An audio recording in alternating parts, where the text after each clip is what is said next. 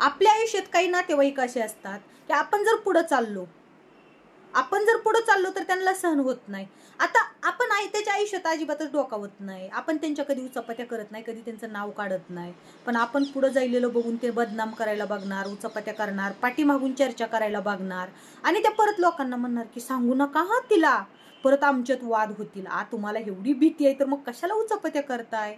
अहो एवढंच नाही, मग ते आपल्या नवऱ्याला भडकवणार, काय व्हिडिओज करते, कशाला असलं करायचं, आपण खानदानी माणसं आहेत.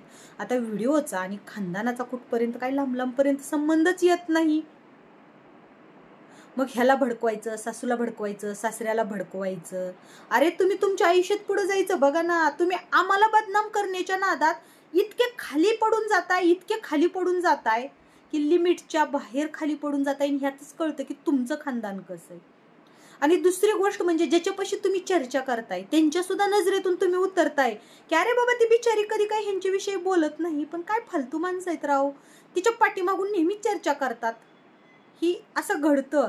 आणि काही नातेवाईकांना ती सवयच असते बरं का.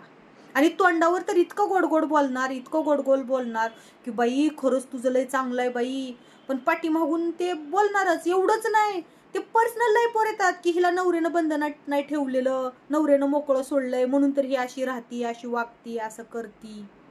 काय